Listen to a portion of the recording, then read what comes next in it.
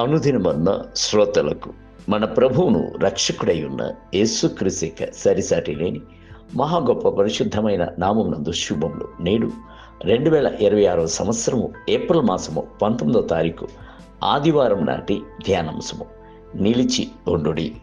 యోహాను సువార్త 15వ అధ్యాయము 4వ వచనమందు నా యందు నిలిచి ఉండుడి, మీ యందు నేనును నిలిచి ఉందును. తీగ ద్రాక్షావల్లిలో నిలిచి ఉంటేనే గాని తనంతట తానే ఎలాగూ ఫలింపదో, అలాగే నా యందు నిలిచి ఉంటేనే గాని మీరును ఫలింపరు. కొన్ని సంవత్సరములకు పూర్వము వేల్స్ దేశమునందు ఒక స్వరంగమునందు పనిచేయు సిబ్బంది మిగుల భక్తిపరుడుగా ఉండేను. ఆయన దేవుని ప్రసన్నతను కొరత లేకుండా గ్రహించుతో పాటు ప్రభుతో ముఖాముఖిగా మాట్లాడుచుండువాడుగాను ఉండేను. దాని రహస్యమును అడిగినప్పుడు ఆయన చెప్పినది ఏమిటో తెలియనా? అయ్యా, నేను ప్రతి దినమును ప్రశాంతమైన ఉదయకాల సమయంలో ఎక్కువసేపు ప్రభు యొక్క పాదముల యందు కనిపెట్టుకొని యుందును. దాని తరువాత ప్రభా, ఈ జీవితమునందు నేను ఒంటరిగా నడువను, నీవు నాతో నా భాగస్వామిగా ఉన్నావు, మనమిద్దరము కలిసియే ఈ దినములోనికి వెళ్ళబోచున్నాము అని చెప్పి ఆ దినమున నేను చెయ్యబోచున్న బాధ్యతలు పనులు అన్నిటిలోనూ ప్రభు భాగస్వామిగా నాతో ఉన్నట్లుగా భావించుకొని పని చేయుదును. నేనును ప్రభువును భాగస్వామిగా ఉన్నందున నా బాధ్యతలు అని నేను దేనిని భావించుటలేదు. మా బాధ్యతలు అని భావించి చిన్న చిన్న అంశములైనను ప్రభు వద్ద ఆలోచనను అడిగేదను.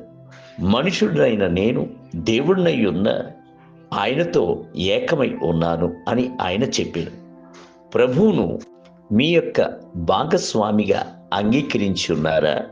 ఆయన మీ కొరకు పోటబడువాడును మధ్యవర్తియు మాత్రము కాదు, మీ యొక్క భాగస్వామిగా కూడాను ఉన్నాడు.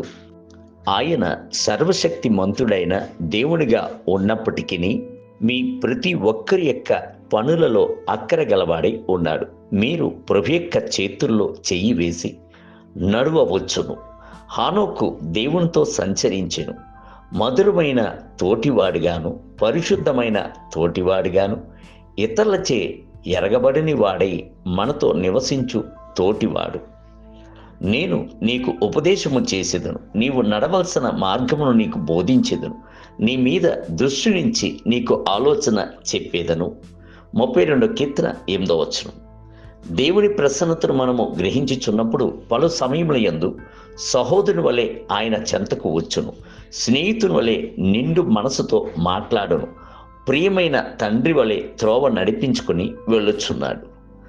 దావీదు రాజునకు ఒక కాపురి వలె ఉండి పచ్చిగల చోట్లలోను శాంతికరమైన జలముల వద్దను తీసుకుని వెళ్ళి చేర్చెను. ఆయన చెప్పుచున్నాడు, పచ్చిగల చోట్లను ఆయన నన్ను పరుండ చేయుచున్నాడు, శాంతికరమైన జలముల యొద్ద నన్ను నడిపించుచున్నాడు, నా ప్రాణములకు ఆయన సేద తీర్చుచున్నాడు, తన నామం బట్టి నీతి మార్గమును నన్ను నడిపించుచున్నాడు. 23వ కీర్తన 2 మరియు 3 వచనములు. దేవుని బిడ్డలారా, మిమ్ములను కూడా ఆయన త్రోవ నడిపించుకుని వెళ్ళునట్లుగా ఆయన యొక్క ప్రసన్నతను ఎల్లప్పుడూ దృఢముగా పట్టుకునుడి. ప్రతి ఒక్క నిమిషమును మీరు ఆయనతోనూ ఆయన మీతోనూ ఉన్నాడు అన్న సంగతిని మర్చిపోకుడి. నేటి ధ్యానమునకై కాబట్టి ఆ పిల్లలు రక్తమాంసములు గలవారైనందున ఆ ప్రకారమే రక్తమాంసములు గలవాడాయను. హెబ్రీయులకు రాసిన పత్రిక 2వ అధ్యాయము 14వ వచనం. నేటి వేద పఠనము ఉదయము 2వ సమూయేలు గ్రంథము 6, 7 మరియు 8 అధ్యాయములు. సాయంత్రం లూకాసు వార్త 15వ అధ్యాయం 1 మొదలుకొని 10 వచనములు. ప్రభు మిమ్ములను దీవించునుగాక. ఆమేన్.